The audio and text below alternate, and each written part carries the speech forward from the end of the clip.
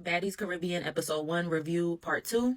So Natalie is still on the boat with all of the OG girls, and she's telling them about the special appearances for this season. So Scotty is all stressed out, as you can see. She's like, Natalie is just going on and on and on. It's so many girls this season. So now Natalie tells them that Aubrey from Danity Kane is coming. Most of the girls are excited for that. They know Danity Kane. Like Tasiki said, she was a big fan of Danity Kane. So was I. And then the Claremont twins are coming. That's exciting, especially to see them with Jayla again, if you are a Bad Girls Club fan. The only thing that was funny to me was that Biggie was like, oh, I love them bitches when she said that. And I'm like, well, the only place that you would know the Claremont twins from is from being with Jayla on Bad Girls Club 14 originally. So that gives me the vibe that Biggie probably, first of all, was a fan of Jayla, just like she was a fan of Roelly when she first got on the show. And also that you're delusional to think that the Claremont twins are going to fuck with you if you have beef with Jayla and it looks like you're going to be fighting Jayla for majority of the season.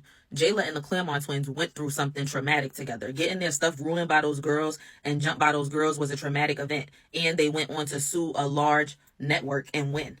They're going to stick together. And then they announced that Tommy is coming, and Natalie and Biggie are like joking back and forth saying, you think she's your best friend, but she's my best friend.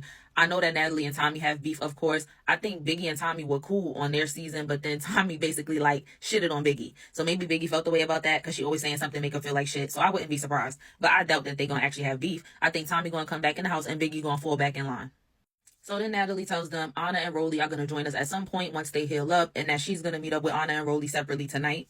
And then Suki comes out of nowhere and basically is like, well, I'm not going to be at the dinner. I have to go to Rolling Loud, this, that, and the third. And she had already said earlier when Biggie and J-Lo were fighting and arguing, she was like, I'm not doing this show.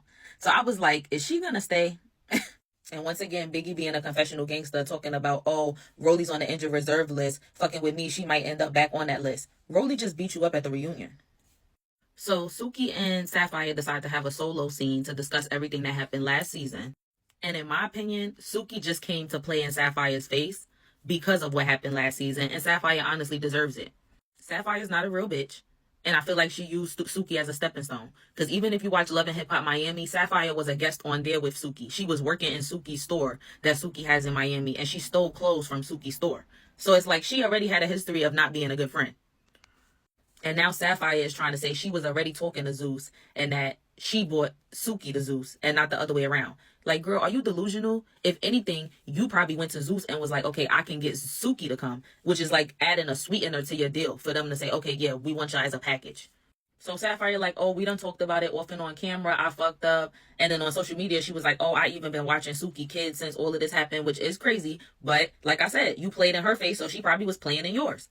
They went to Vegas after this and everything. So Suki basically says, I don't want to really talk about it. I'm not giving nobody no clout. And basically the only thing she did tell her was like, you ain't slide with Roelly. And then at the end of the season, Roelly unfollowed me and you. So she wasn't really your friend, right? You catching feelings and getting in your feelings about bitches that don't give a fuck about you. She tried to start crying. Suki was like, I don't give a fuck. And I'm leaving and I'm not coming back. And she left. Now we in the middle of the episode, somewhere around the 30-minute mark. And we just now getting our intro with everybody still shots. It's cute, but it's boring, and this song is trash. It's basically a Caribbean version of She a Baddie from last season. It sounds like it's the same white Matt Cash guy that we asked y'all to get rid of. So, no. Like, Matt Cash is not it. I don't know what y'all don't understand. She a Baddie. Like, what the fuck? Cultural appropriation. So, Anna comes in first. Now, Natalie and Anna are referring to her as the firecracker. Y'all already know I'm not that impressed by Anna. But I had kept asking y'all what was her injury. And it sounds like her injury was domestic violence. So if that was the case, or like a man put his hands on her, I am, what do you say? My condolences? I don't know. But I feel bad about that. But I just still don't really like her. And she acts too tough. And she's another one y'all overhyped. Don't really fight that well. Now this part was funny. They were sitting there talking, and then you just saw like a shade. Like, you see how like the shadow in the back of Roelly, it was just taking like all the light. Like, she was covering a lot of the light. And it just had this music playing. They had this evil King Kong Godzilla type music playing. It was a mess. It was very villainous, monster, horror movie music. So I'm like, they still pushing Roelly as the villain this season, clearly. But basically, Anna did say that her face was fractured in 3 spots. And we know that Roelly is on injured reserve because she just had the surgery. And when Roelly walked in, Anna in her confessional was like, I kind of felt set up because she didn't know like Roelly was coming. Are you really surprised? Like, you don't know Natalie by now and know that you should expect to be possibly set up at some point? She said she hoped the new girls don't come in with the buddy buddy shit because you see how this shit go. Friend today, enemy tomorrow. But Roelly, you the one who loves to get a best friend. You done went through Slim and now E.T. Who's next? And she's funny as hell for mentioning the petition that the girl Alana on TikTok made about her. So she gives them the chains. You see, they both got them on in a confessional. And then they start to talk about the reunion. And Roelly is like, oh, you was hitting my blunt at the reunion. You passed me a cup. Like, just kind of grasping for straws to prove that her and Anna energy has shifted to a more positive energy by the end of the reunion once E.T. left. Anna told Roelly that she's delusional and she never hit her blunt because she don't hit backwoods, she don't hit blunt bills, etc. Now, I'm the same way. I only smoke papers, so I kind of am leaning towards believing Anna. Because if you just don't like that, you just don't like that. And you wouldn't hit it. And Anna is basically saying, oh, I'm not going to tell Roelly why I'm injured so she could use it against me. But then Roelly ended up saying, a nigga must have punched you in your shit or something like that. So it sounds like Natalie already done told Roelly why you on injured reserve. So Anna's telling Roelly, don't make me kick your organs out. Roelly's telling Anna, don't make me fracture your face in 3 more places. Then Anna started trying to imitate Roelly's walk, like you know people do.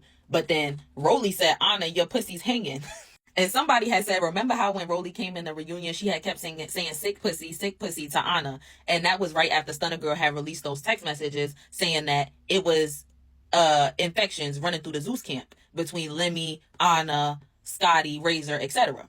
Then Natalie trying to be funny, throwing these ice packs around, telling them she got them extra gifts. And then they all walking out. Natalie's like, I gotta go to the dinner and meet the new girls with the rest of the OGs. I'll see y'all whenever y'all come and meet us. Again, Natalie does this weird thing where she'll say, I don't condone violence. So she's telling Anna, you got to stop fighting. It's not going to help you get where you need to be. But the show that you're bringing her on is literally the premise is fighting. So be real. So they go to the dinner. Aubrey comes in. She has on her Danity Kane chain. I love it. But then Jayla's like, oh, before the new girls even come in and we get into all of this, you said you was going to slap me. So what's up? And she stands up. And Biggie's like, you know what? I'm tired of you. I'm not going to lie. When Biggie ran up on Jayla, she clocked Jayla shit. Like, I don't think neither one of them is the best fighter, but y'all be hyping Jayla up like she is. And this was a tie, basically. I don't know what else to call it. Biggie tells Aubrey that she wished she would have met her in better circumstances. And that's what I mean. Biggie is a girl's girl. I just think she holds too much stuff in and don't express herself with women the right way before it reaches a boiling point for her. And she basically walks out of the dinner and tells Natalie, like, you got what you wanted, I'm done. And Tasiki is kind of like, Biggie, let it go because everybody said you lost the fight with Roelly. So if you're not going to be mad at everybody else, you need to let it go with Jayla. Oh, and Biggie took Jayla's baddie chain. Here we go again. So Meatball Callie and Bianca come in. Bianca decides to attack Sapphire and says she's standing on business for Mariah Lynn. So you haven't learned your lesson from Love and Hip Hop about fighting Mariah's battles. We'll see how that works out for you. See y'all next week.